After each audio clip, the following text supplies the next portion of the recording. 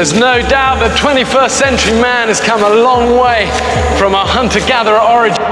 সুপ্রিয় দর্শক মণ্ডলী, আজকে আমি আপনাদের কাছে ম্যান ভার্সেস ওয়াইল্ড এর বেঁচে থাকার গল্প বলবো। ভিডিওটি দেখার জন্য আমন্ত্রণ রইল।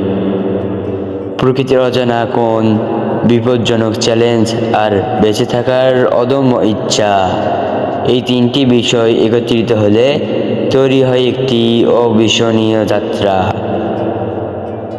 আজ আমরা কথা বলবো এমন এক শো সম্পর্কে যা সারা বিশ্বের কোটি কোটি মানুষকে মুগ্ধ করেছে, ম্যান ভার্সেস ওয়াইল্ড, যেখানে মানুষ আর প্রকৃতির মধ্যে চলে এক চরম লড়াই। এই শো এর নায়ক বিয়ার গ্রিলস কেমন করে প্রকৃতিকূল পরিবেশ বেঁচে থাকার কৌশল দেখিয়েছেন, তার পেছনের গল্প আর শো এর আলোচিত ঘটনাগুলো আজ আমরা বিশ্লেষণ করব। বিয়ার গ্রিলস একজন ব্রিটিশ অ্যাডভেঞ্চার লেখক এবং টিভি ব্যক্তিত্ব। তার পুরো নাম এডওয়ার্ড মাইকেল গ্রিলস। তিনি ব্রিটিশ স্পেশাল এয়ার সার্ভিসে কর্মরত ছিলেন এবং সেখানেই শিখেছিলেন বেঁচে থাকার বিভিন্ন কৌশল। তার জীবন সহজ ছিল না। মাত্র 21 বছর বয়সে একটি প্যারাশুট দুর্ঘটনায় তার মেরুদণ্ড ভেঙে যায়, কিন্তু এই বিপর্যয়ের মধ্যেও তিনি হার মানেননি। দুর্ঘটনার পর মাত্র 18 মাসের মধ্যেই তিনি মাউন্ট এভারেস্ট জয় করেন। এই সাহসিকতার গল্পই তাকে বিশ্বজুড়ে অনুপ্রেরণার প্রতীক করে তোলে।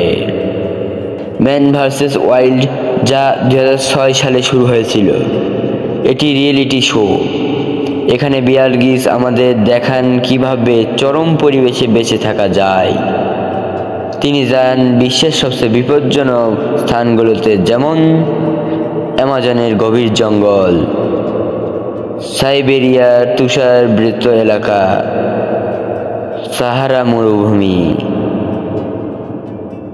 বেঁচে থাকার কৌশল: খাদ্য সংগ্রহ, বেঁচে থাকার জন্য কীটপতঙ্গ, মাছ, এমনকি কাঁচা মাংস খাওয়া, পানি খোঁজা, নদীর বরফ, এমনকি উদ্ভিদ থেকেও পানি সংগ্রহ করা, আশ্রয় তৈরি, গাছ, বরফ বা পাথরের সাহায্যে নিরাপদ আশ্রয় তৈরি।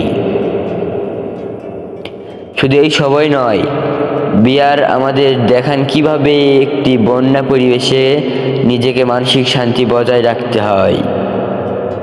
শো এর জনপ্রিয়তা বাড়ার সঙ্গে সঙ্গে অনেক সেলিব্রিটিও এতে যোগ দেন। 2015 সালে মার্কিন প্রেসিডেন্ট বারাক ওবামা বিয়ার গ্রিলসের সঙ্গে একটি বিশেষ এপিসোডে অংশ নেন। বলিউডের সুপারস্টার রজনীকান্ত, প্রধানমন্ত্রী নরেন্দ্র মোদি, এমনকি হলিউড অভিনেতা উইল ফারেল সবাই বিয়ারের সঙ্গে অ্যাডভেঞ্চারে গেছেন। শোটি 180 দেশে সম্প্রচারিত হয়েছে এবং এটি বেঁচে থাকা শো এর মধ্যে সবচেয়ে জনপ্রিয়।